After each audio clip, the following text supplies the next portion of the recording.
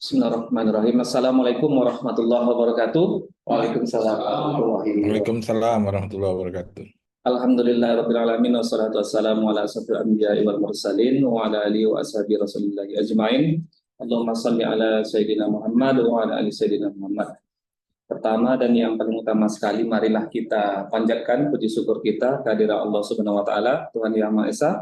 Alhamdulillah atas limpah rahmat dan nikmatnya siang yang berbahagia ini kita masih diberikan kesempatan dalam acara Ngopi Yuk,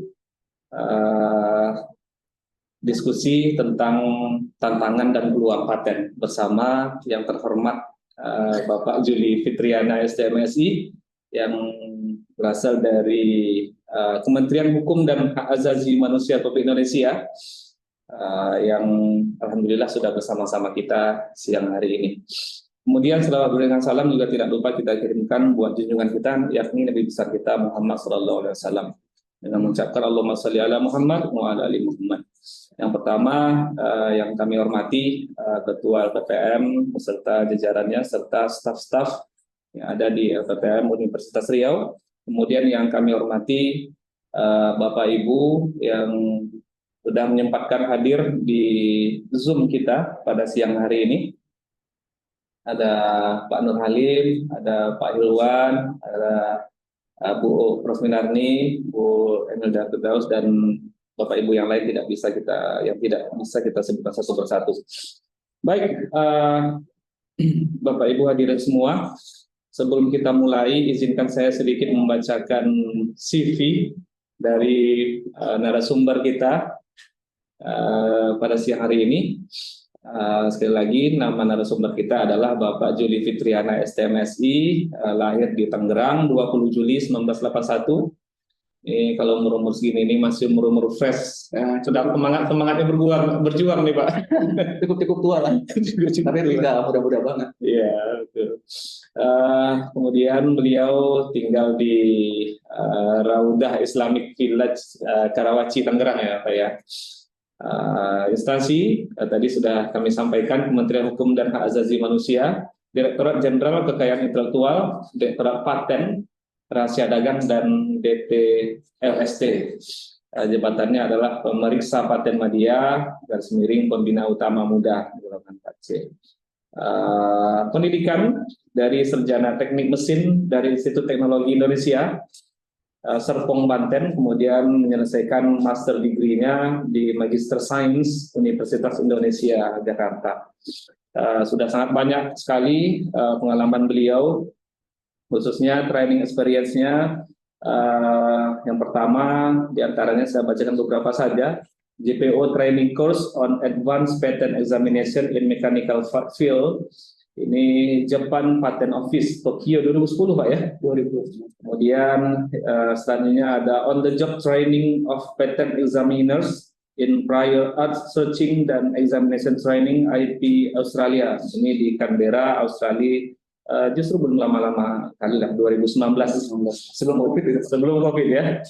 Kemudian ada juga Technical Explanation Workshop on Automobile by Japan Corporation Agency, JICA, Japan External Trade Organization, JETRO, dan Japan Automobile Manufacturers Association, JAMA. Ini diadakan di Jakarta 2019.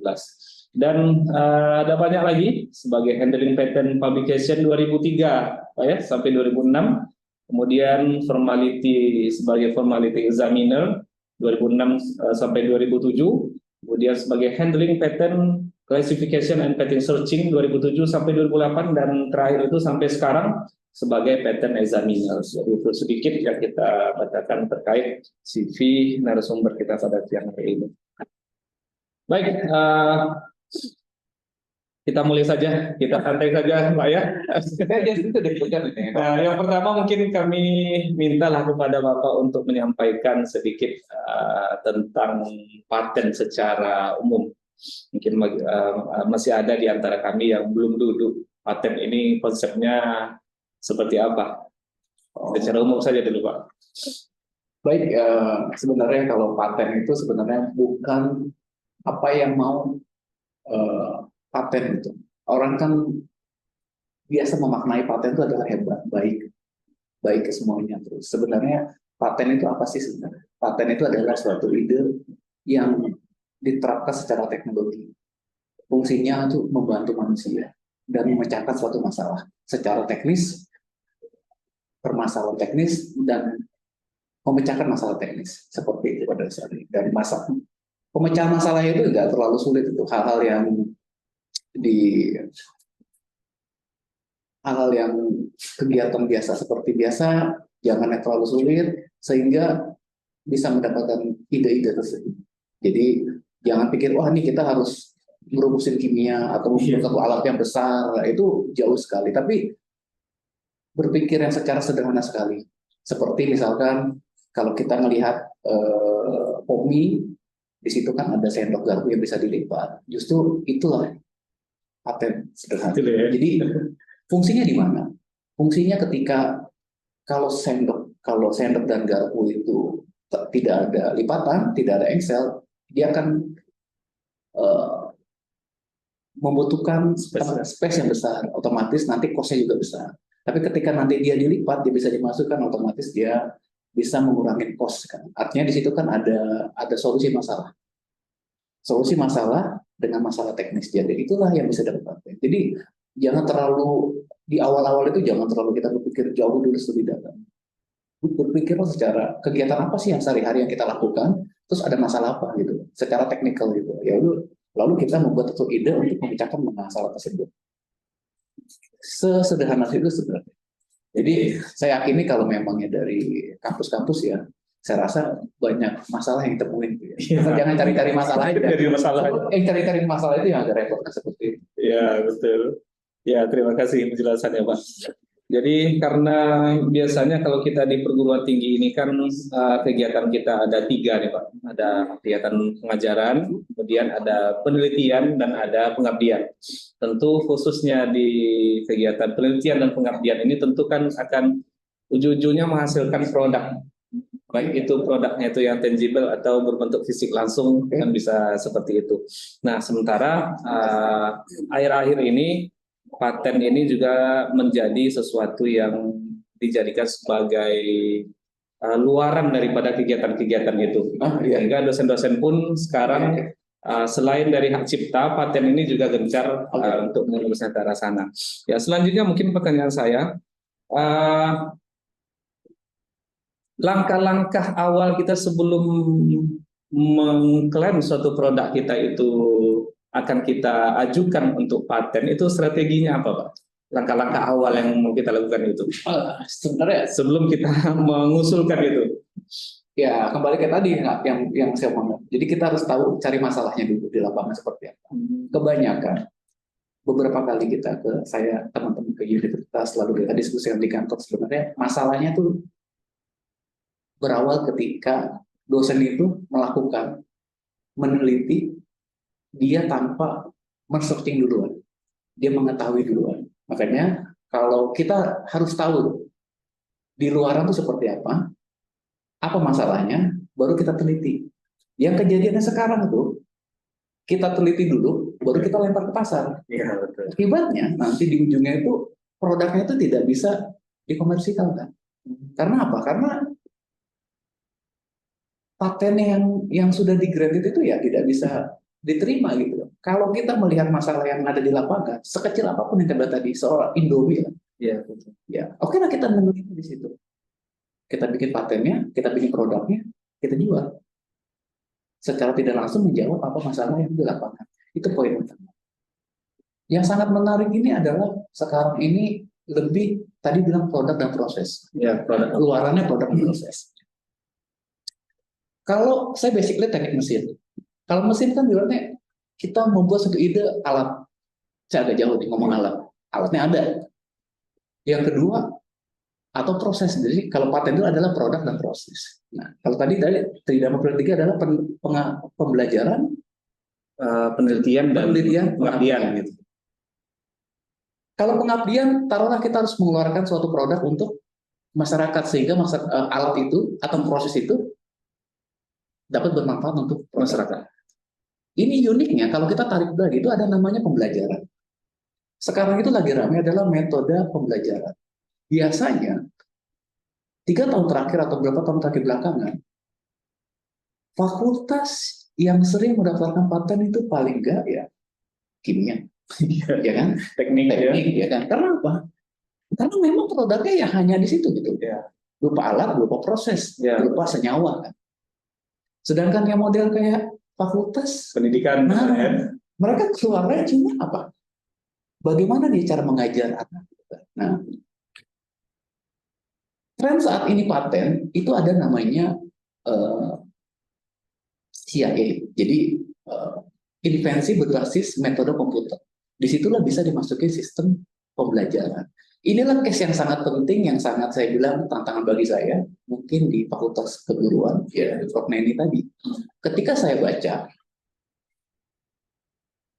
ya memang tidak bisa, karena arahnya ke cipta kan. Makanya FKIP arahnya ke cipta. Setelah saya telaah, di situ ada suatu piranti. Akhirnya daftarkan paten. Jadi sekarang dari Fakultas FKIP itu memiliki peluang untuk dapatkan paten. Jadi mungkin bersaing dengan fakultas teknik lainnya kan, seperti itu. Jadi ya kembali lagi pertanyaan di awal, saya jawab terlalu jauh. Strateginya adalah kita harus melihat ke lapangan. Ke lapangan kita lihat ada masalahnya apa, baru kita pecahkan. Sesederhana itu aja. Jadi jangan terlalu Jauh-jauh kan. jauh-jauh. Atau ini mohon maaf ya, saya mau meneliti ini tanpa saya harus melihat orang lain. Jadi kalau di paten yang ingin dikomersikan, kita tuh harus melihat di mana orang lain itu berhenti meneliti. Biasanya kalau akademis itu kan jangan sampai penelitian kita beda kan. Ya, betul. Kalau di paten kita harus sama penelitinya, kita harus sama dengan bidangnya penelitian, tapi kita harus kembangkan. Sesimpel itu sih, Pak. Ya.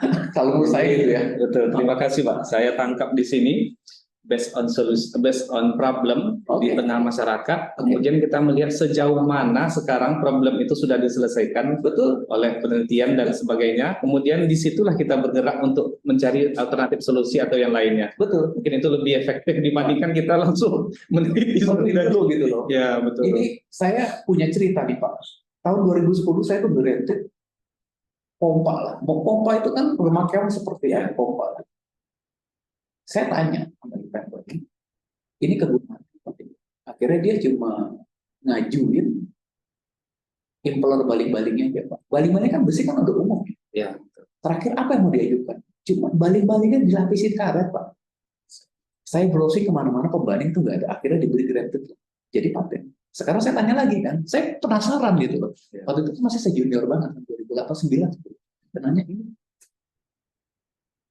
pasarnya di mana?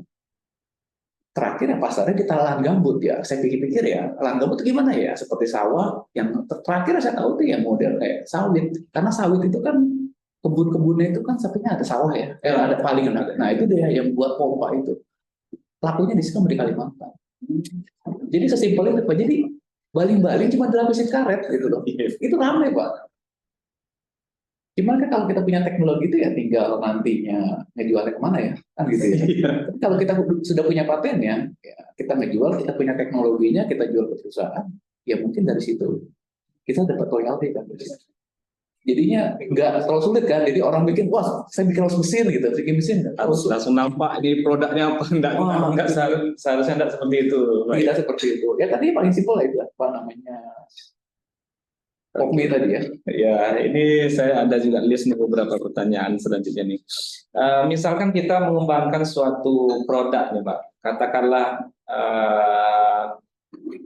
udah saya contohkan lah, misalnya di dalam untuk pendidikan kita mengembangkan katakanlah media-media pembelajaran yang berbentuk alat bantu untuk membantu proses pembelajaran. Kemudian misalnya apa? Misalnya kita ada kaca pembesar. Untuk di sekolah itu model pembelajarannya anak-anak disuruh megang kaca pembesar lalu difokus-fokuskan seperti ini. Sekarang kita buatlah sebagai biar anak-anak lebih mudah mengerjakannya. Kita buatlah nanti tingginya bisa kita atur, ada bisa diputar, misalnya Pak ya. Kemudian nanti ketebalan lensa-lensanya itu bisa juga kita atur. Nah, yang ingin saya tanyakan poinnya itu contohnya. Poinnya adalah apakah yang akan kita ajukan untuk patennya itu produknya atau desain daripada produknya itu? Atau bersamaan? Itu yang kami banyak ragu juga kan? Sebenarnya kalau istilah produk itu mengarah ke paten, tapi kalau desainnya itu hak desain, jadi harus dibedain hak desain atau hak paten. Kalau saya punya asumsi sendiri ketika hak paten itu harus memiliki satu kebaruan. Ya. Yang kedua langkah inventif, yang ketiga dapat diterapkan di industri, itu udah wajib. Nah, ketika dia tidak memiliki 3 poin tersebut, otomatis dia hanya estetika.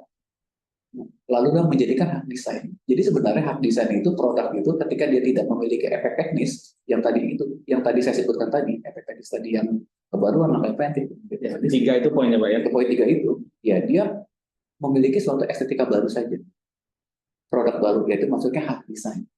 Ya, jadi kalau saya tarik, apakah kita mau mendesainkan kaca pembesarnya sajakah atau produknya? Nah, produknya itu kita breakdown lagi. Apakah kaca pembesarnya atau bagaimana sistem metode pembelajaran dengan kaca pembesar? Itu beda lagi, Pak.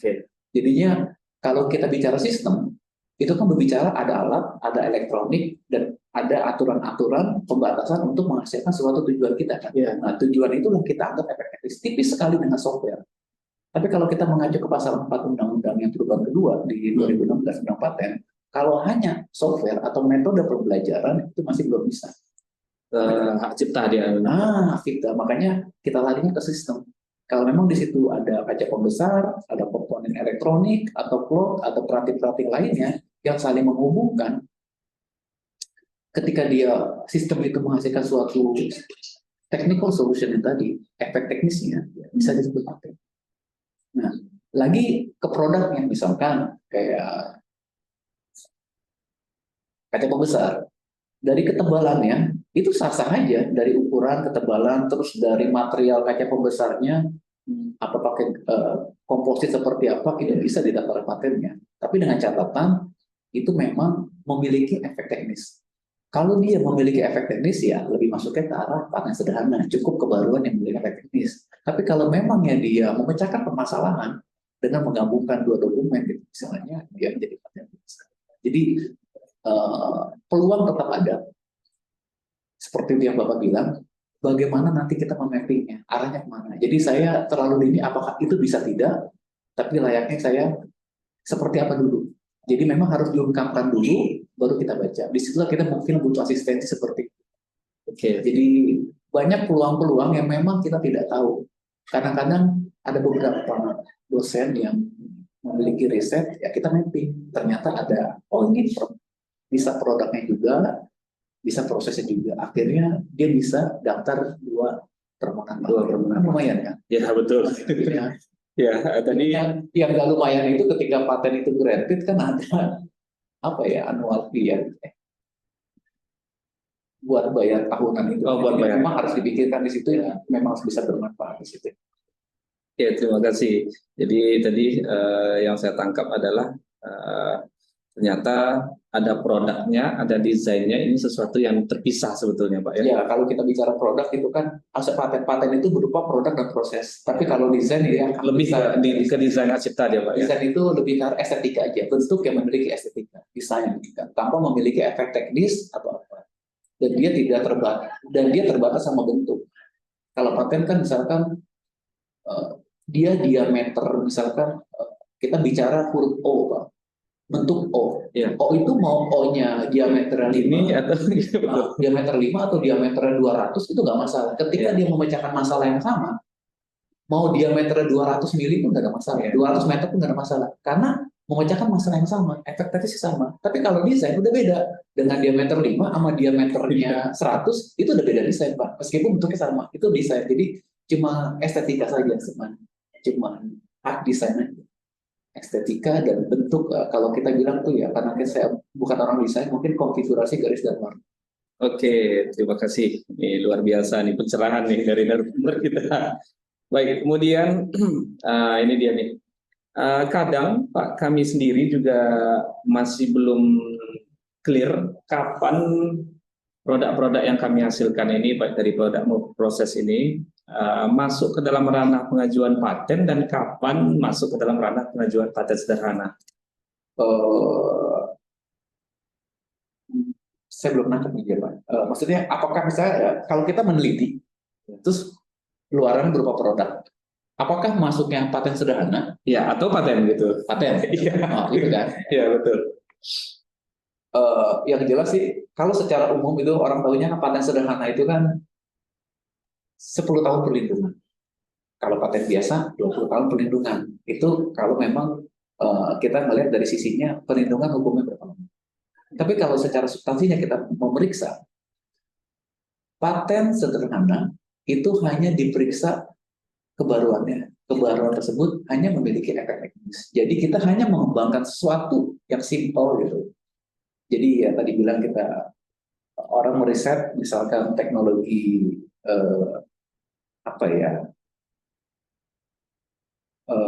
apa sih simpel kayak cangkir ya.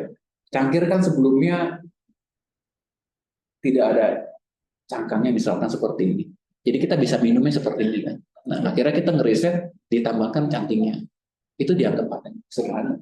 Paten sederhana. Kenapa dia tidak bilang paten biasa?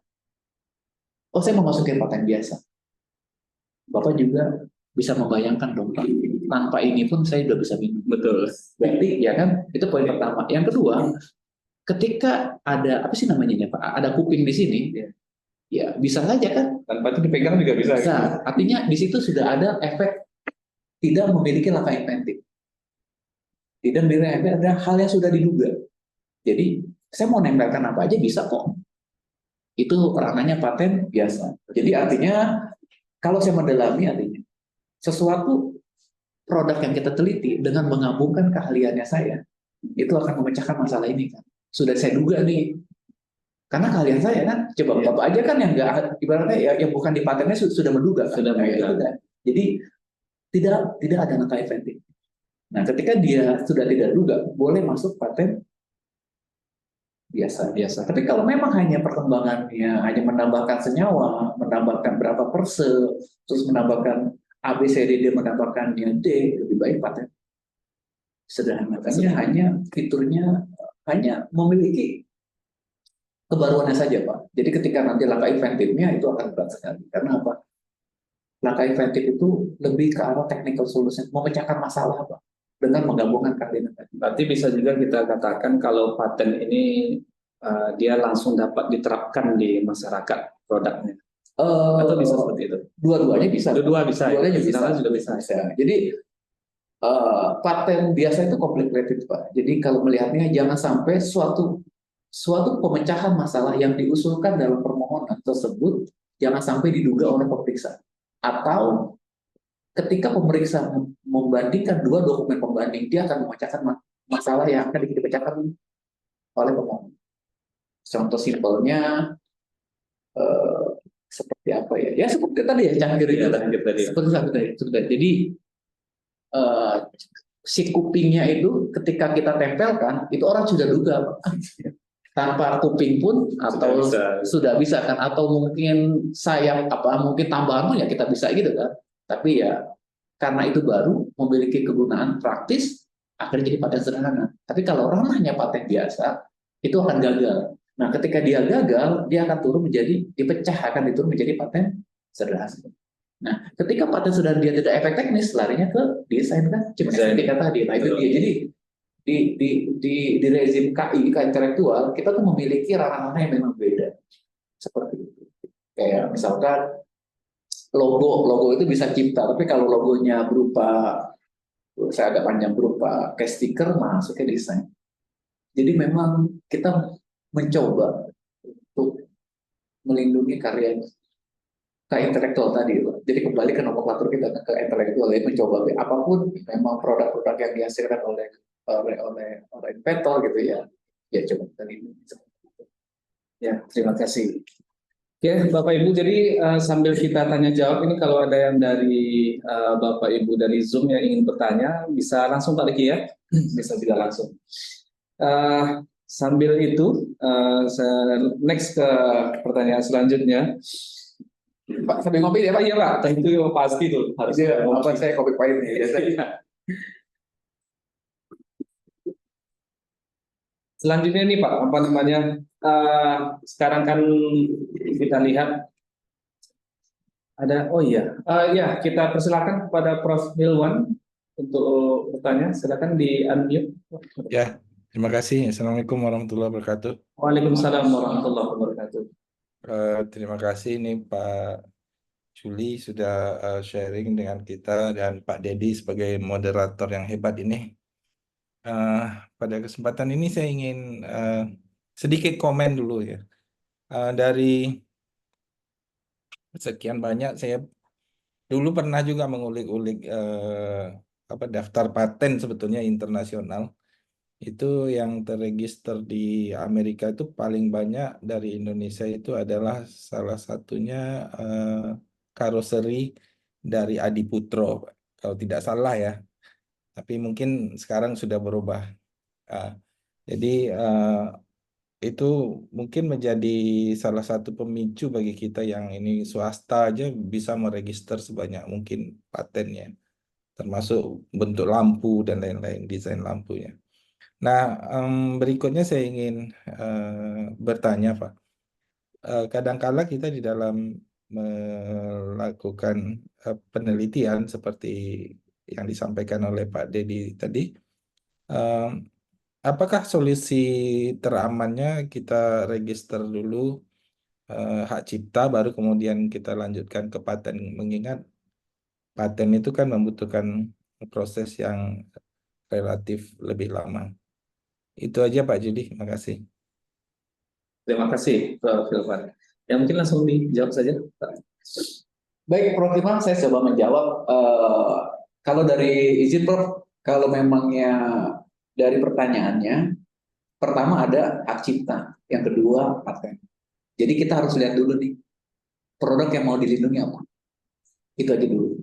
Kalau memangnya dia suatu produk yang misalkan komposisi, misalkan, ya, itu nggak bisa ke hak cipta. Jadi memang harus ke paten. Nah, seberapa lama nanti dia prosesnya, baiknya sebelum dia dipublikasi jurnal, harusnya kita sudah didaftarkan. Karena dalam paten ini yang diuber pertama kali ada paten pertama kali didaftarkan untuk mengantisipasi nanti penilaian kebaruan tadi. Jadi kalau memangnya Bapak Prof mau ada luaran berupa senyawa ataupun komposisi, lebih baik didaftarkan patennya dulu. Seperti itu satu. Yang kedua, undang-undang yang baru disahkan yang perubahan ketiga, itu grace period itu ada selama kalau nggak salah itu dari 6 bulan sekarang menjadi 1 tahun 12 bulan. Jadi artinya ketika Bapak nanti publikasi, misalkan sudah dipublikasi di jurnal atau di Sinta per tanggal 1 Januari 2024, itu kami masih memberikan waktu tenggang sampai Desember. Itu di undang-undang baru Pak ya. Nah, jadi undang-undang baru disahkan per kemarin, artinya dia berlakunya pasang. Sebelumnya 6 bulan. Kalau masalah lama dan tidak lama, Pak, nih kan, masalah lama dan tidak lama, ya mungkin dari LPPM harus terus update aja. Karena paten sederhana, harusnya idealnya 1 tahun itu harus ada keputusan. Jadi kalau mau nguber yang tadi luaran atau apa, lebih baik arahnya paten sederhana, Pak, Lebih cepat aja, lebih cepat. Tapi kan sekarang kita lihat aja, kalau memang yang mau lebih cepat, ya dengan undang-undangnya paten sederhana. Jadi paten sederhana itu yang bikin lama itu adalah komunikasi antar eksaminer dan inventor. Kalau memang komunikasinya itu baik, saya rasa itu sangat cepat. Karena kita juga, kalau memangnya di kita juga, kalau memangnya di luar jangkauan waktu itu, kita juga akan dianggap suatu backlog, Pak. Tidak sesuai dengan target kinerja. Jadi lebih baik langsung dimasukkan paten sederhana. Nah, kalau di ranah cipta ini ya, kalau senyawa nggak mungkin dicipta, Pak. Itu memang langsung nanti diranahkan ke harusnya di paten. Jadi kita lihat lagi, Pak, apakah itu yang mau dilindungi apanya dulu gitu. Ya, karena di dalam hak cipta itu kan ada salah satu pilihannya adalah data ya Pak ya. Data dari hasil penelitian itu kan bisa masuk. Kalau nggak salah pilihannya yang lain-lain gitu ya. Terus nanti ada Oke. data dari research gitu.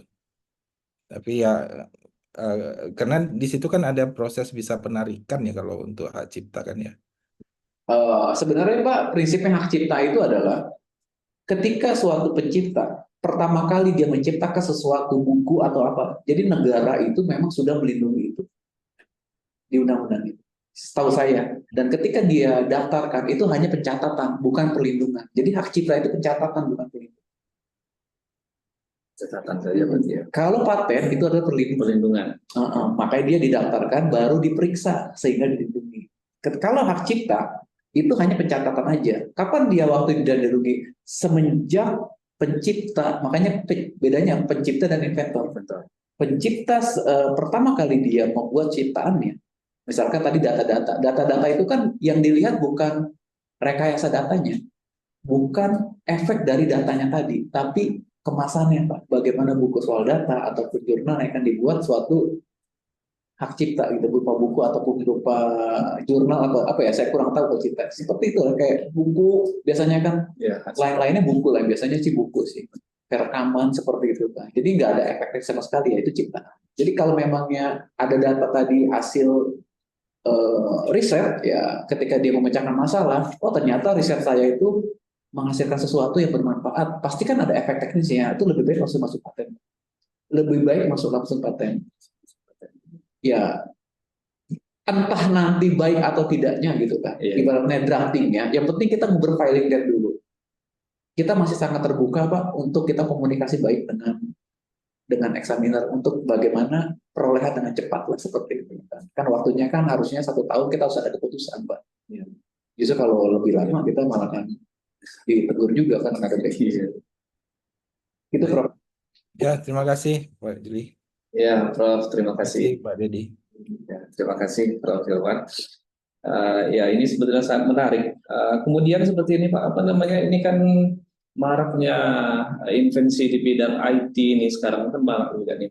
Misalnya ada dibuat komputer pintar, saya lihat misalnya komputer pintar yang kalau ditanya dia bisa menjawab, misalnya dia bisa tentang apa, saya pernah lihat ya, tentang komputer pintar tentang untuk menyelesaikan problem zakat dan warisan gitu. Jadi kalau seperti itu masuk ke dalam ranah paten sederhana atau masih hak cipta juga, atau pemrograman komputer? Wah ini sih kan kadang berat gitu sebetulnya. Yang nanya saya ada ngarahin kali ya. Soalnya ini pertanyaan agak rumit ya, dan ini memang salah satu isu yang diangkat kalau nggak salah ya di perubahan ketiga Undang-Undang Paten 2024 yang kemarin baru disahkan kan di DPR kan. Salah satunya ya isu ini, IoT ini. IoT. Karena sebelumnya di perubahan yang kedua itu adalah di pasal 4 itu program komputer memang tidak jelas didaftarkan patennya kecuali ada efek teknisnya. Saya juga belum baca yang perubahan yang ketiga seperti apa, saya juga kurang ngerti, takut salah kan. Memang isunya seperti itu. Jadi ketika dia software, dia memecahkan suatu masalah, itu masih bisa dianggap. Oh, seperti itu ya. Lari ke sana, asalkan dia itu berupa sistem. Jadi ada berupa sistem itu ada berupa fiturnya, berupa alat. Jadi bukan hanya softwarenya aja, tapi kalau hanya softwarenya aja, dia bisa diinstal kemana aja dengan harapan dia bisa menghitung sesuatu. Berarti hak cipta berarti ya. Maksudnya hak cipta. Tapi ketika dia ada suatu perangkat, ada suatu cloud atau suatu pengguna masuk ke sistem, dia ada alatnya, dia ada alatnya terhubung dengan sesuatu, dia alatnya terhubung dengan cloudnya dengan server gitu kan. Terus nanti server mengolah dengan algoritma apa, sehingga menghasilkan suatu keputusan yang memang membantu suatu manusia, itu memang dapat diajukan paten. Nah, lalu apakah paten sederhana atau paten biasa? Kita lihat, ini kembali ke tadi, apakah dia hanya memiliki kebaruan atau dia memiliki pemecahan masalah yang kompleks tadi? Pemecahan masalah kompleks tadi ketika saya melihat apakah dokumen-dokumen pembanding, beberapa dokumen pembanding mengatakan dengan mengkombinasikan memecahkan masalah yang sama. Kalau memecahkan masalah, ya kita harus masuknya paten. Sederhana saja. Jadi prinsipnya, kalau hanya softwarenya aja yang tadi Mas buat zakat, ya Tidak bisa, karena kan software itu bisa diinstal di mana aja. Tapi kalau sudah satu unit kesatuan dibuat seperti robot dia misalnya, dalam waktu semua proses itu sudah terbentuk, Ya, robotnya kan berarti kan, bukan ya robot software pintar lah gitu Robot kan. pintar kan. Yang di dalamnya ada perangkat Nah, softwarenya sistemnya tadi. untuk menggerakkan robotnya ya untuk sistemnya yang menggerakkan robot yang bisa jatuh patennya. Kalau robotnya nanti paten tersendiri, mungkin Ensel-nya kan itu kan mekanika kan, Pak. Iya. Mekanika yang digerakkan oleh software. Itu robotnya yang dilindungi. Jadi ada beberapa perlindungan di robotnya dan sistem untuk menggerakkan robot sah saja kan. Makanya banyak. Jadi ketika dosen penelitian itu kan kita lihat lagi kan apa yang bisa didaftarkan, apa yang bisa, apa yang cipta. Jadi kan semakin banyak memberi ini. Ya seperti itu. Jadi ya benar-benar harus ya kita lihat gitu seperti apa. Ya, kalau aplikasi masuk ke aplikasi Aplikasi tadi software ya. Software ya. Karena aplikasi itu kan Cipta berarti ya. Cipta. Jadi aplikasi itu kan bisa diinstal, bisa dimanfaatkan atau bisa digunakan ke beberapa Device yang berbeda kita instalkan dia bisa jalan. Ini kok bisa ngomong gini ya? Ini bukan bidang saya, tapi ini memang lebih unik ya, karena luar biasa ini IoT. Kemarin juga kami juga baru dapat dari pencerahan dari IoT dan AI kan, karena di luar sana sudah mulai banyak ya. Memang trennya arah ke sana sih. Ya, akhir-akhir ini banyak sana kan. Kemudian ini apa namanya? Saya ada juga beberapa tahun yang lalu, sekitar 2010, ketika sedang sekolah. Itu saya melihat patent American patent yang kan dulu kalau dari kampus itu bisa saya akses. Kalau dari sini saya nggak tahu bisa diakses. Oh bisa diakses semua ya. Bisa. Jadi saya masih ingat Pak, USBTO.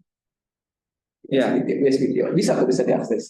Jadi seperti ini. Misalnya kita punya, katakanlah kebetulan kalau riset saya pribadi itu tentang mengembangkan komponen sensor. Yes. Jadi kita mengembangkannya itu adalah alat bantu, kita mengembangkannya menggunakan kalau teknik itu famous tuh COMSOL multiphysics. Oke, kita kembangkan untuk mencari konfigurasi yang paling pas. Kemudian nanti udah kita desain, lalu kita buat barangnya, produknya itu, kemudian kita karakterisasi di laboratorium, menjadilah dia sebuah komponen sensor. Itu kalau misalnya kita ingin mengajukan ke paten, apakah itu ke paten sederhana atau ke paten, atau justru belum bisa, karena ini belum, dia baru berbentuk komponen, belum mengarah kepada aplikasi. Itu yang saya masih ini Pak, waktu proses ke USBTO lalu menemukan ya, kalau di sana tuh saya banyak tuh misalnya komponen sensor ini bentuknya susunannya 3, ada dibuatnya 3 seperti ini, ada kayak bambu misalnya kan, 3, kemudian didesainnya 3, lalu hasilnya diproduksinya barangnya, hasilnya nanti ini bisa digunakan sebagai sensor, kemudian itu jadi paten. Saya temukan lagi dengan susunan beda. Oke. Ya itu kan masuknya kan desain sirkuit terpadu ya. Iya, itu bisa maksudnya bukannya desain titik sirkuit terpadu, bagian dari kami untuk pengajuannya. Jadi bagaimana suatu meletakkan sesuatu komponen sehingga menghasilkan suatu efek tadi pemecahan masalah kan lebih baik ya itu masuknya di tata letak sirkuit terpadu. Tata letak sirkuit terpadu ya. Oh, sering juga USBTO ya, harusnya seperti itu Pak. Jadi kalau kita meneliti, sekarang misalkan meneliti, kita meneliti, paling gampangnya kalau memang kita tahu USBTO, ASP.NET gitu ya, kita harus melihat, kita browsing ke sana. Ada di sana tuh apa? Yang dibahas, yang lagi tren tuh apa? Nampak sebenarnya posisi kita di mana, jangan-jangan yang kita lakukan sekarang sudah 98 dulu, sudah di ini sama. Biasanya seperti itu. Nah, itulah makanya kadang-kadang kita harus memapping seperti itu. Iya, betul. Ada lagi pertanyaan di Zoom, Pak Riki? Sambil kita lanjutkan. Silakan bagi Bapak Ibu yang ada di Zoom, jika ada pertanyaan langsung ke narasumber kita bisa klik raise hand dan dibuka mikrofonnya. Ya, sambil itu kita lanjutkan. Ini luar biasa ini, Pak. Ini Waduh. Nah, ini sebetulnya ini tadi sudah banyak kita bahas, Oke. tapi mungkin bisa Bapak buat dalam semacam summary apa sih Pak kriteria daripada suatu produk atau proses. Ini sebetulnya tadi sudah banyak kita singgung ya. Yang ini jalurnya ke paten sederhana, ini jalurnya ke paten. Kriteria daripada suatu produk atau proses untuk paten atau paten sederhana. Kalau misalkan dari kimia, misalkan komposisi, Ya. misalkan komposisi itu A, B, C, dan D gitu. Ya. Tinggal tambahin komposisi E aja udah paten sederhana. Oh, itu paten sederhana. Itu simpel kan gitu. Itu aja. Jadi kalau rumus ya A tambah 1. Suatu terdiri dari A, B, C, D. Kita tambahin E aja dengan ketika menambahkan unsur E, Paten sederhana. syaratnya itu baru. Yang kedua, ada efek teknis nggak sih sebenarnya? Ada efek T1, ya udah paten sederhana. Tapi kalau struktur yang baru, format yang baru, berarti masuk ke paten gitu? Oh enggak. Atau seperti apa? Sebenarnya kalau paten itu bukannya benar-benar yang baru. Sekarang ini adalah pengembangan dari yang baru. Pengembangan dari yang sudah ada ya. Permasalahannya adalah ketika A, B, C, D, yang tadi A, B, C, D, E, mungkin E-nya itu E aksen ataupun D-nya D aksen. Oh, I see. D aksen. Ketika D aksen itu kan ternyata tanpa nambah E, ketika orang lain tidak menduga, ternyata D aksen itu berpengaruh luar biasa. Luar biasa. Ya kan, ya kan. Dan orang pun kadang-kadang nggak melihat kalau D aksen itu memiliki efek seperti itu karena ada penelitian yang lebih lanjut mengenai D aksen. Mungkin D aksennya D aksen beberapa gitu kan. Dia menggunakan formula itu, ya itu bisa masuk paten biasa karena yang hal tidak terduganya tadi. Itu memang kita harus melihatnya seperti itu. Jadi kalau kita melihat A, B, C, ya tambah D senyawa apa yang sudah umum ya, yang sudah common knowledge ya, ditambahkan kan jadi baru kan? Betul. Jadi baru. Ya indikasinya nanti luar biasa signifikan gitu. Ya ada efek teknis ya. Ternyata ada efek teknisnya, ya udah paten sederhana saja. Tapi kalau memangnya dia ada A, B, C, dan D, D-nya D aksen, kemudian ditambah E, ternyata D aksen ini memiliki suatu korelasi yang baik sehingga benar-benar memecahkan masalah yang sangat besar atau efek besar. Jadi masuknya paten biasa. Misalnya busi. Saya ingat beberapa waktu yang lalu itu busi itu kan terbuat dari ada karbon ya Pak ya. Busi dan karbon kita pakai. Kemudian beberapa tahun belakangan banyaklah dijual busi iridium, ditemukan busi iridium, bahan businya itu latuk itu dari iridium. Oh ya, tonjolannya? Iya, tonjolannya itu. Itu kan ternyata bisa menghemat sekian banyak penggunaan bahan bakar karena pembakarannya lebih bagus gitu ya. Itu kan misalnya tuh merubah komposisi dari sesuatu produk yang sudah ada yang ternyata efektivitasnya lebih tinggi. Berarti itu seperti itu masuk ke ranah paten sederhana. Ya kalau memangnya dia strategi. Kalau kita berbicara material iridiumnya aja, mungkin paten sederhana karena menambah komposisi. Tapi kalau kita mau berbicara secara keseluruhan businya, ketika kita menambahkan iridium, pastikan komponen yang sekitarnya harus pasti berubah juga mensupport dia. Pasti dong. Iya pasti. Itulah biasa. Karena kan strukturnya udah berubah semua sehingga menghasilkan dan itu pun dengan iridium, otomatis kan komponen penunjang misalkan dari CDI ataupun dari kiprok coil kan, dia kan harus tegangannya harus luar biasa kan. Kalau nanti menunjang, kalau enggak tidak menunjang iridium, iridium tidak jadi apa-apa kan seperti itu. Itu maksud saya. Tapi kalau hanya dia merubah iridiumnya saja, misalkan suatu busi hanya merubah tonjolannya aja gitu, ujungnya aja dengan komponennya misalkan materialnya berapa persen, ya baru dia ada efek teknisnya tapi nggak seberapa kan. Ya digadang-gadang ini persentase pembakaran lebih efisien atau lebih kan ya kita nggak tahu kan ya kan ada efek teknisnya lah seperti itu. Itu masuk paten sederhana aja, itu masih dimungkinkan masuk paten sederhana karena hanya perubahannya di situ saja. Tapi kalau kata iridium, struktur komponen yang untuk menunjang kualitas iridium tersebut ya kan kompleks kan. Nah, itulah maksudnya paten biasa karena kan kita bicara nanti bicara isolatornya berapa, terus dari besinya, dari tahan panas, koilnya, kan nggak mungkin kan ujungnya kan dia tahan panas ujungnya cuma Nanti kabel koilnya halus, mudah putus ya. Nah, itu Betul saya. ganti koil gitu ya. Nah itu saya maksudnya kan dari situ kan akhirnya kesulitan berubah total kan sehingga kan arahnya udah. Baik, ini ada pertanyaan dari Pak Ali Sabana. Silakan Pak Alis. Oh, terima kasih Prof. Dedi Irawan. Ini sedikit nih Pak Juli, karena kita pengelola riset dan pengabdian di PPM kan. Jadi ada beberapa pertanyaan nih. Tadi kan kita bicara tentang yang bisa paten itu yang ilmu eksakta gitu ya, yang akan banyak gitu ya. Intinya jurusan kimia, teknik gitu ya. Nah, ini pertanyaan ini datang dari orang sosial nih Pak Juli.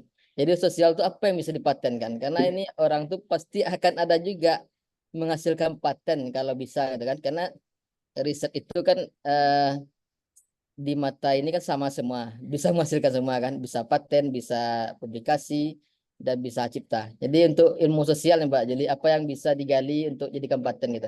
Terima kasih Pak Juli. Baik Pak, memang ini agak menarik ya Pak, menarik sekali sih ya kan. Karena memang karena perkembangan sekarang itu adalah metode belajar, IELTS udah mulai didaftarkan paten. Pada intinya penelitiannya Pak Ali itu harus memiliki pertama pemecahan masalah dulu. Ada masalah apa sih yang dipecahkan? Lalu nanti ketika ada masalah dipecahkan, kita lihat di penelitian itu apakah ada alat yang dipergunakan untuk membantu luaran Bapak. Kalau dia hanya tulisan saja, ya automatically masuknya ke cipta Pak. Ini mohon maaf, memang undang-undangnya seperti itu. Tapi ketika nanti dia ada penelitian yang menggunakan beberapa alat komponen, dia bisa mengkoneksikan, ya mungkin bisa diajukan, ada potensi Pak. Ini kita bicara potensi. Ada potensi untuk paten. Ada potensi untuk didaftarkan paten. Ya. Kita nyari potensi dulu Pak, nggak usah bicara dulu. Minimal kita ketercukupan dulu bagaimana suatu invensi yang bisa didaftarkan paten. Karena ada invensi yang bisa didaftarkan paten atau memang yang bukan dianggap suatu invensi kan gitu. Jadi kalau metode pembelajaran bukan dianggap suatu invensi karena dia masuknya ranah cipta. Tapi kan sekarang udah mulai tadi IoT, AI kan sudah mulai itu kan. Karena memang syaratnya memang harus ada beberapa sistem di situ ada komponen. Jadi kalau saya saranin Pak melihat dia Pak Ali, ketika memangnya dia ada di luarannya Bapak, dia menggunakan beberapa alat, terus masuknya luaran Bapak di situ, kita namanya bicara sistem Pak. Jadi ada suatu prosesnya, ada suatu alatnya. Itu bisa jadi potensi paten.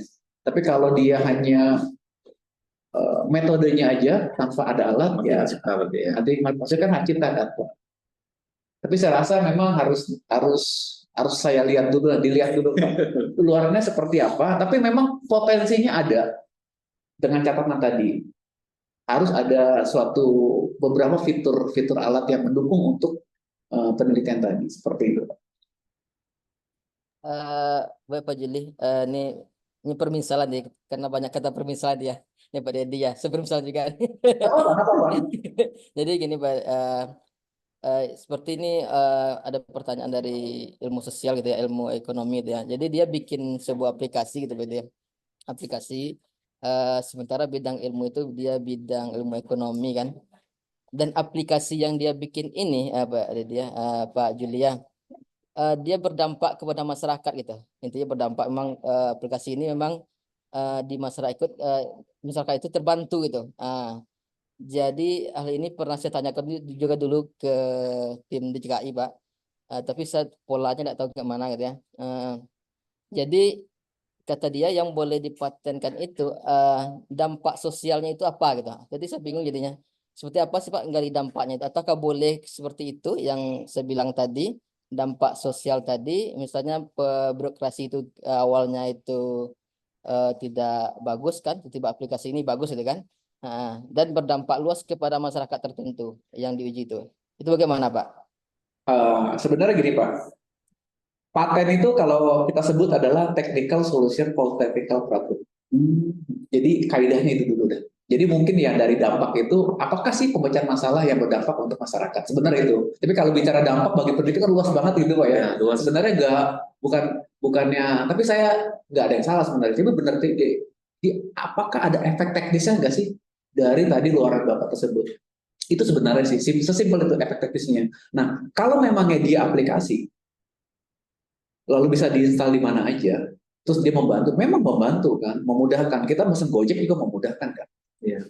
Tapi aplikasi Gojek itu tidak bisa didaftarkan paten karena ranahnya software. Tapi kalau dia suatu sistem aplikasi untuk mengantarkan makanan, bisa dong. Betul. Padahal di situ ada aplikasi Gojeknya. Jadi maksud saya begini Pak, aplikasi Bapak yang masukin itu, ya kita buat sistemnya gitu. Sistem itu kan berarti kan ada si pengguna, ada si alat, Ya. ada aplikasi yang diinstal di alat, terus bagaimana proses untuk menjalankan aplikasi terhadap hanya alat itu, sehingga menghasilkan efek teknis dampak tadi. Jadi kalau memangnya Bapak di situ ada orang, di situ ada alat, di situ ada aplikasi, terus bagaimana menggerakkannya hanya untuk sistem itu, ya bisa ada potensi paten.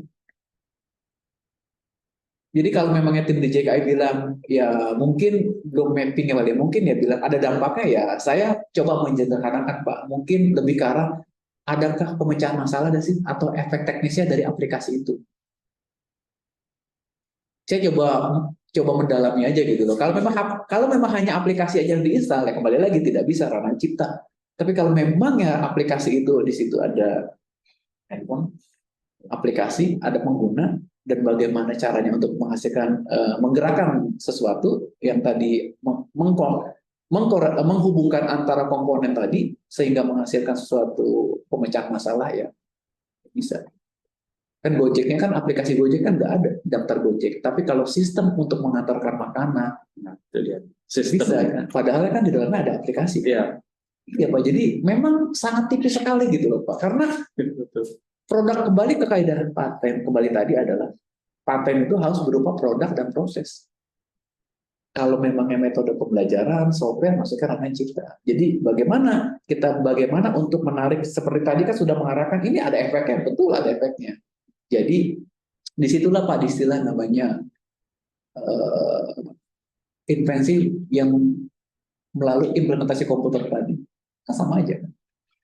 Harus ada fitur-fitur komponen yang tadi. Itulah yang pertama, ya yakinin aja Pak. Ada fitur komponen, ada pengguna, dan bagaimana sistem itu bekerja. Jadi harus dijelaskan. Artinya saya berpikir bahwa itu menurut pendapat saya ada potensi yang akan diajukan pendaftaran patennya Pak. Gitu aja. Oke. Jadi untuk fakultas yang sosial seperti apa, Sosial humaniora. humaniora sekarang mungkin bisa bersaing Pak ke depannya dengan fakultas teknik ya, untuk keluaran paten gitu kan Pak. Jadi memang trennya sudah arah ke sana sekarang. Trennya sudah arah ke sana. Dan kita juga di undang-undang salah, saya juga belum baca karena baru kemarin, kayaknya sudah diperjelas nanti Pak.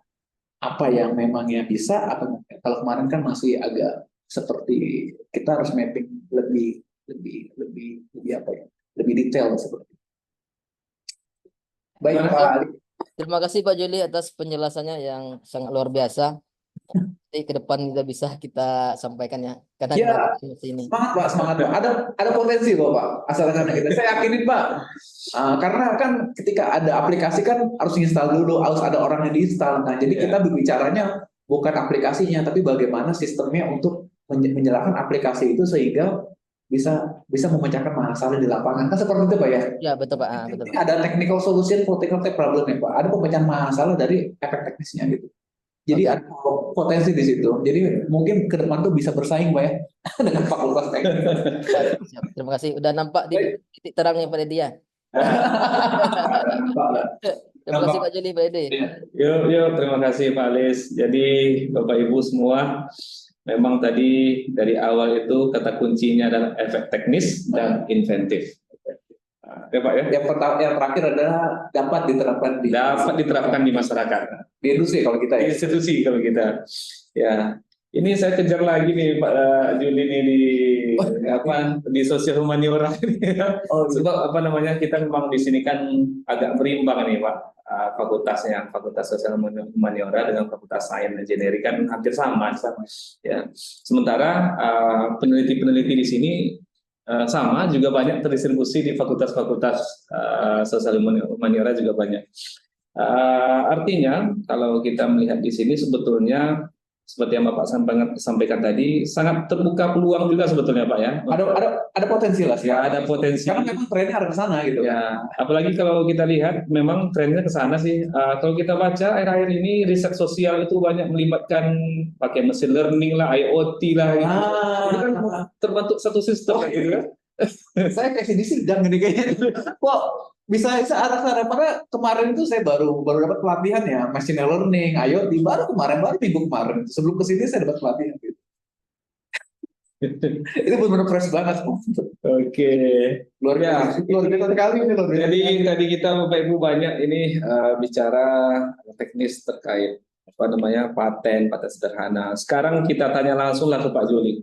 Apa-apa saja langkah kita dalam mengusulkan paten ini, strateginya biar bisa agak cepat kita menyusunnya. Contoh misalnya kita persiapkan dulu produknya, lalu desainnya, lalu nanti barulah kita lakukan searching sumber-sumber ini, kemudian kita drafting dan lain sebagainya. Mungkin mana tahu ada, kalau kita ikuti format itu, nanti ternyata di format itu misalnya deskripsi produk, dia merujuk ke gambarnya belum kita buat di bawah kan? Kan perlu strategi nih untuk mengisi form drafting paten ini. Sebenarnya Pak, inilah Pak, kadang butuh trik lah untuk membuat deskripsi paten ya. Iya betul, deskripsi paten. Trik untuk membuat deskripsi. Kalau saya di bidang mekanik itu, ya pertama ini dengan catatan kita sudah punya produknya Pak ya. Iya. Sudah punya produknya. Tadi kan kalau bidang penelusuran itu kan kita bagaimana sebelum membuat produknya tadi. Produknya kan. Tapi ini kita sudah bicara produknya, lalu ingin mengajukan produk paten. Bagaimana kita membuat drafting paten, ya kan? Karena kan paten itu lama ya. Nah, biasanya lama itu adalah ketidakjelasan pemeriksa terhadap apa yang dia periksa. Disitulah dia muter-muter kan. Dia mau mapping bolak-balik. Maunya inventor seperti apa sih sebenarnya gitu kan? Itu yang bikin lama sebenarnya. Akhirnya si inventor malas, ya enggak, LPPM itu terputar, ya kan, akhirnya lama kan? Nah itu dia, itu pertama. Bagaimana untuk meminimalisir adalah ketika dia masuk di waktu drafting paten, minimal sudah tertujukan semua tingkat kejelasan, satu latar belakang, bidang tekniknya apa, memecahkan masalah sampai dia klaim. Yang paling rumit itu sudah diklaim. Bagaimana kita mengajukan suatu kalimat bentuk pernyataan yang akan kita mintakan perlindungan. Makanya disebutkannya klaim. Kalau di riset ataupun di skripsi itu namanya kesimpulan Pak. Tapi kalau kesimpulan kan hanya kesimpulan aja. Kalau di drafting paten klaim itu adalah dalam bentuk kalimat pernyataan yang mau diajukan perlindungan.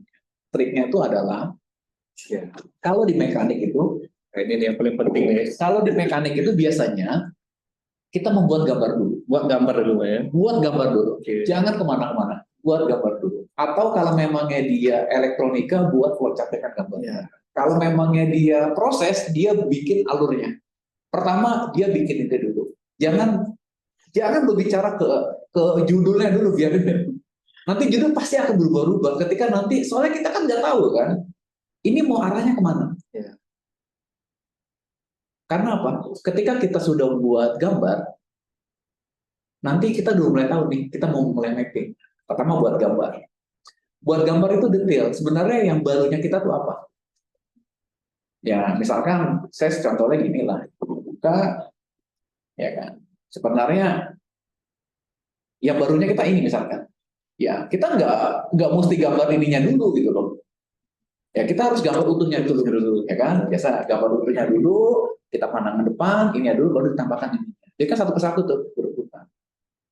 Itu yang pertama, gambar. Yang kedua penomoran. Ya. Penomoran gambar itu penting bagi pemeriksa. Jadi kalau misalkan begini, simple lah. Misalkan ini gambar satu, misalkan. Wadahnya itu gambar satu. Ya, nomor satu, ini nomor dua. Ya. Tahu-tahu fiturnya tuh di dalam ada misalkan centing, misalkan ada fitur di dalamnya itu dinomorkan 3. Lalu sini nomor 5, ini nomor 6. Itu pemeriksa udah bingung. Timbulnya apa dia bilang? Tidak jelas. Dikirimlah surat kan? Iya kan? Ya. Nanti si inventor, aduh, nggak jelas dari mana? Timbulnya kan? kita kan nggak ada persamaan persepsi gitu loh Pak. Kita bagaimana mau meriksa karena kalau tidak jelas, kita juga nggak boleh Pak menilai sesuatu karena Yang belum jelas. jelas. Ya, enggak. Nah ini kan, tapi kita juga ada bukan suatu keharusan ya. Kalau saya tuh ketika dia tidak jelas, saya mencoba memahami Pak. Jadi mencoba memahami. Oh ternyata ini itu kalau benar, kalau nggak benar ya terserah kan, mencoba memahami kan. Iya. Karena yang saya lihat seperti itu. Nah triknya seperti apa? Ketika dia simpelnya seperti ini misalkan Pak, ini wadah nomor 1, yang antingnya ini, yang kupingnya ini nomor 2. Misalkan ada fiturnya apa ya di dalam ini, misal fiturnya tuh di dalam misalkan ada elasan misalkan, elasan atau di kuping ini ada suatu fitur pegangan misalkan gitu ya, itu jangan di nomor 3, itu ditambahkan 21 aja. Karena apa? Ketika nanti examiner bicara 21, itu adalah bagian dari 2. Seperti itu. Jadi kalau Bapak melihat saya di kepala itu nomor 1 Pak. Ya, badan itu nomor 2. Kaki itu nomor 3 misalkan. Kalau kita bicara kuping, bilang aja 11. Satu-satu ya. Nah, hidung 1, 2. Jadi proyeksinya kemana? Adalah ketika bicara depan angka 1 adalah bagian dari kepala. Tangan itu 21, ternyata tangan itu bagian dari badan. Itu poin pertama. Jadi saya examiner, ternyata, karena kan kita nggak tahu Pak. Ketika kita baca gambarnya, kadang-kadang yang bicaranya deskripsi seperti ini, gambar juga beda. Itu langsung bilang tidak jelas. Tanpa menjelaskan seperti ini gitu. Kalau kita bikin seperti ini, akan banyak surat kita akan seperti itu. Jadi itulah kita melihat ketidakjelasan seperti itu. Itu salah satu. Terus yang kedua, yang kedua atau ketiga ya? Ketiga, dari penomoran, lalu kita mencoba membangun suatu klaim. Klaim dulu nih Pak, ini klaim penting. Klaim itu sejatinya tuh ada, yang pertama ada preambul. Preambul itu adalah mukadimahnya bagaimana, apa sih yang mau kita lindungi. Di situ ruang lingkupnya sudah jelas. Suatu gelas misalkan, yang terbuat dari kaca. Ya berarti hanya gelas yang terbuat dari kaca. Tapi kalau suatu gelas yang terbuat dari macam-macam, ruang lingkup udah beda. Ya, betul. Udah beda kan. Yang pertama kita tentukan preambulnya. Yang ketiga adalah kata penghubung yang terdiri dari nah, yang body claim-nya itu adalah pertama kita sebutkan satu persatu tuh yang mau tadi, suatu wadah yang berbentuk bulat, ya kan? Yang satu berbentuk bulat, silinder berongga, jadi udah jelas terhubung dengan 2 melalui pengelasan misalkan. Lalu sebutkan lagi Pak, 2 yang terhubung dengan itu disediakan di bagian sisi. Jadi komposisi itu harus pas. Jadi kita harus memposisikan. Kalau Bapak melihat saya terdiri dari suatu kepala yang disediakan di bagian atas terhubung dengan badan melalui leher. Bapak nggak melihat saya pun, Bapak udah bisa membayangkan bagaimana mewujudkan suatu produk. Itu poin utama. Intinya gitu. Jadi kita membacakan aja bagaimana kita sudah membayangi menjadikan suatu produk. Itu salah satunya. Lalu ketika sudah ada,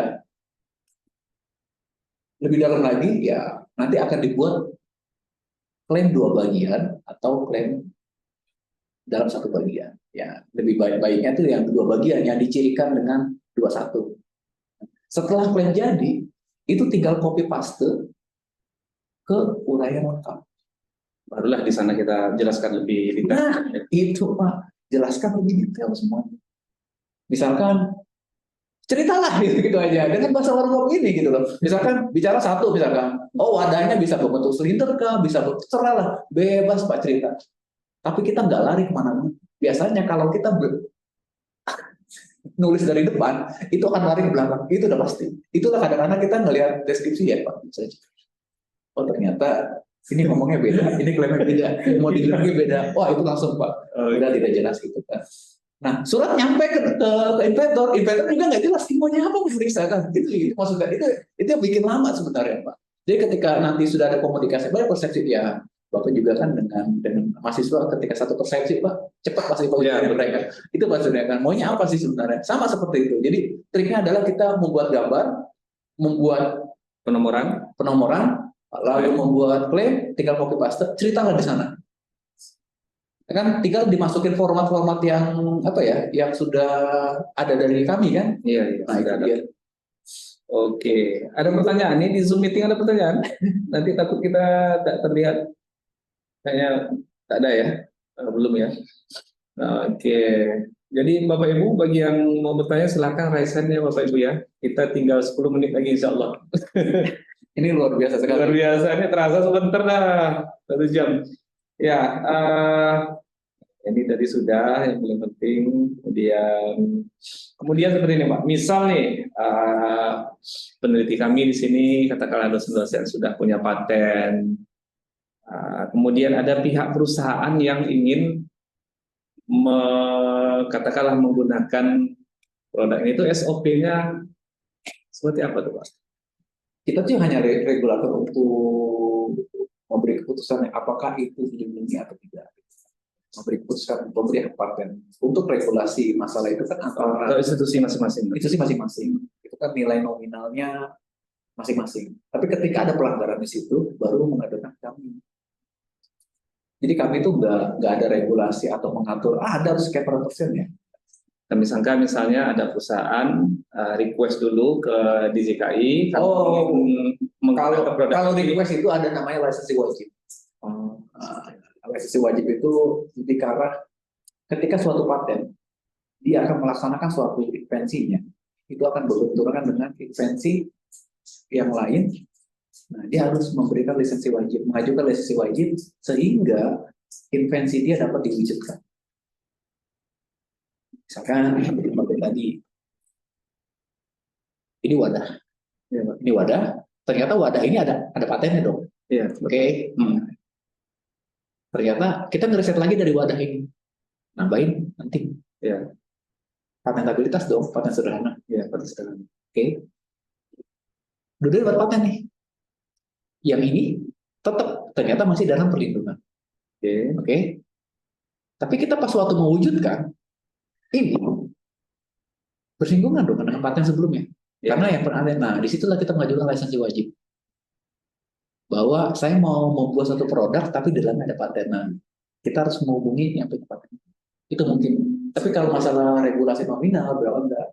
Itu kayaknya setahu saya sih nggak ada ya. Apa mungkin saya nggak tahu, tapi saya nggak ada. Jadi itu antara peneliti dengan perusahaan saja. Tapi yang diharapkan sekarang bagaimana, kalau kita tuh lebih mengarahkan bagaimana peneliti memiliki luaran yang benar-benar bisa dikomersialisasikan. Bagaimana arahnya? Oke, terima kasih banyak nih Pak Juli. Jadi rasanya sudah. Wah, ini bukan mobil lagi. Kalau dilanjutkan ini sangat banyak. Kenapa mobil lagi kan? Ini bukan mobil lagi nih loh. Soalnya udah IoT saya kaget juga kok. Masuk ini luar biasa ini. Jadi Bapak Ibu, bagi yang mana tahu setelah ini ingin ada yang bertanya, ini kebetulan kita di LPPM juga sudah ditinggalkan nomor kontak beserta email dari Pak Juli. Oke. Nanti mungkin bisa melalui beliau juga kalau ingin bertanya hal yang sifatnya lebih teknis yang mungkin saja hari ini tidak terbahas. Ya, karena waktu kita sudah habis, kita tutup acara Yuk Ngopi kita pada sore ini. Terakhir kami ucapkan terima kasih yang sebanyak-banyaknya kepada narasumber kita, Pak Juli, dan tentunya nanti kami akan sangat banyak berkomunikasi dengan Bapak. Baik, Pak. Terima kasih juga paten ini. Mungkin ada yang ingin disampaikan, Pak, sebelum kita tutup?